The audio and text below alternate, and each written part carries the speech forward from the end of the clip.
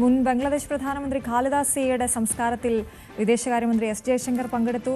മന്ത്രിയുടെ ധാക്ക സന്ദർശനം അത് ഇന്ത്യ ബംഗ്ലാദേശ് ഉഭയകക്ഷി ബന്ധത്തിൽ പുതിയൊരു അധ്യായം തുറക്കുമെന്നാണ് ഇന്ത്യയിലെ ബംഗ്ലാദേശ് ഹൈക്കമ്മീഷണർ റിയാസ് സമീദുള്ള പറഞ്ഞത്. ഈ ഖാലിദ സിയയുടെ മരണത്തിൽ 3 ദിവസത്തെ ഔദ്യോഗിക ദുഃഖാചരണമൊക്കെ പ്രഖ്യാപിച്ചിട്ടുണ്ടല്ലോ. എന്തൊക്കെയാണ് വരുന്നത്? അശ്വതി, ഇന്ത്യ ബംഗ്ലാദേശ് ബന്ധം അത് അടുത്ത കുറച്ച് കാലങ്ങളായിട്ട് വളരെ മോശപ്പെട്ട ഒരു അവസ്ഥയിലൂടെയാണ് കടന്നുപോയിക്കൊണ്ടിരുന്നത്.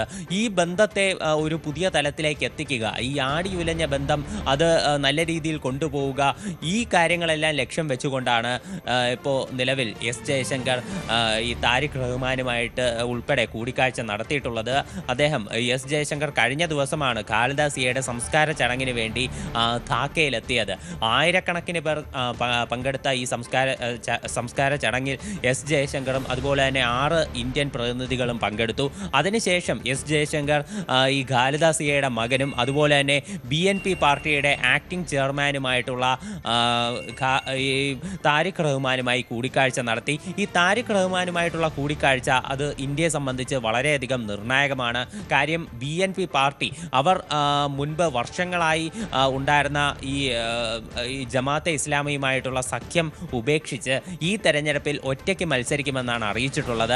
മാത്രമല്ല, അവർ ബംഗ്ലാദേശിലുള്ള ന്യൂനപക്ഷ സമൂഹങ്ങളെ, പ്രധാനമായിട്ടും ഹിന്ദുക്കളെ ചേർത്ത് നിർത്തുന്ന ഒരു നിലപാടാണ് താരിഖ് റഹ്മാൻ തൻ്റെ ആദ്യത്തെ 17 വർഷത്തെ ഇടവേളയ്ക്ക് ശേഷം ബംഗ്ലാദേശിൽ തിരിച്ചെത്തിയതിന് ശേഷമുള്ള തൻ്റെ ആദ്യ പ്രസംഗത്തിൽ ന്യൂനപക്ഷ വിഭാഗങ്ങളെയും ഹിന്ദുക്കളെയും എല്ലാം ചേർത്ത് നിർത്തുന്ന ഒരു നിലപാടാണ് അദ്ദേഹം സ്വീകരിച്ചതും. അപ്പോൾ ഇത്തരത്തിൽ ജമാഅത്തെ ഇസ്ലാമി കടുത്ത ഇന്ത്യ വിരുദ്ധതയും അതുപോലെ തന്നെ അവിടെയുള്ള ന്യൂനപക്ഷ ആക്രമണങ്ങൾക്കും നേതൃത്വം നൽകിയ ജമാഅത്തെ ഇസ്ലാമിയെ തള്ളിക്കളഞ്ഞുകൊണ്ട് ന്യൂനപക്ഷങ്ങളെ ചേർത്ത് നിർത്തുന്ന താരിഖ് റഹ്മാൻ്റെ ആ ഒരു നിലപാട് അത് ഇന്ത്യയെ സംബന്ധിച്ച് പ്രതീക്ഷ നൽകുന്നതാണ്. അപ്പോൾ ഈ സാഹചര്യത്തിൽ BNP അവരുടെ ഒരു പ്രധാനമന്ത്രി സ്ഥാനാർത്ഥിയായി ഉയർത്തിക്കാട്ടുന്ന താരിഖ് റഹ്മാനുമായി കൂട്ടുകൂടുന്നത് അത് ഭാവിയിൽ ഇന്ത്യ ബംഗ്ലാദേശ് ബന്ധങ്ങൾ അത് പഴയ രീതിയിൽ നല്ല ഒരു നിലയിലേക്ക് കൊണ്ടുപോകുന്നതിൽ ഉപയോഗപ്പെടും. പ്രത്യേകിച്ച് BNP പാർട്ടി ഈ തെരഞ്ഞെടുപ്പിലൂടെ ഫെബ്രുവരി 12 നടക്കുന്ന തെരഞ്ഞെടുപ്പിലൂടെ അധികാരത്തിൽ കയറും എന്ന രീതിയിലാണ് അഭ്യൂഹങ്ങളുള്ളത്.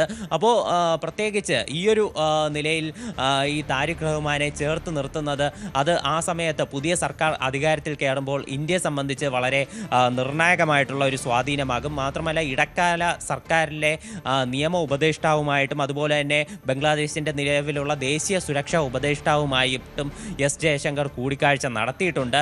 ഇതിൻ്റെ ഒരു നിർണായകമായിട്ടുള്ള കാര്യമെന്ന് പറയുന്നത് മുഹമ്മദ് യൂനിസിനെ, ഈ ഇടക്കാല സർക്കാരിന് നേതൃത്വം നൽകുന്ന മുഹമ്മദ് യൂനിസിനെ അവഗണിച്ചുകൊണ്ടായിരുന്നു ഈ കൂടിക്കാഴ്ചകൾ. അത് ബംഗ്ലാദേശിൽ ഇനി അടുത്തുണ്ടാകാൻ പോകുന്ന രാഷ്ട്രീയ സാഹചര്യങ്ങളെ കൂടി മുന്നിൽ കണ്ടുകൊണ്ടാണ് എസ് ജയശങ്കറിൻ്റെ ഈ നീക്കമെന്ന് പറയുന്നത്. താരിഖ് റഹ്മാനുമായി കൂടിക്കാഴ്ച നടത്തിയപ്പോൾ പ്രധാനമന്ത്രി നരേന്ദ്രമോദിയുടെ അനുശോചന കത്തും കൈമാറിയിട്ടുണ്ട്.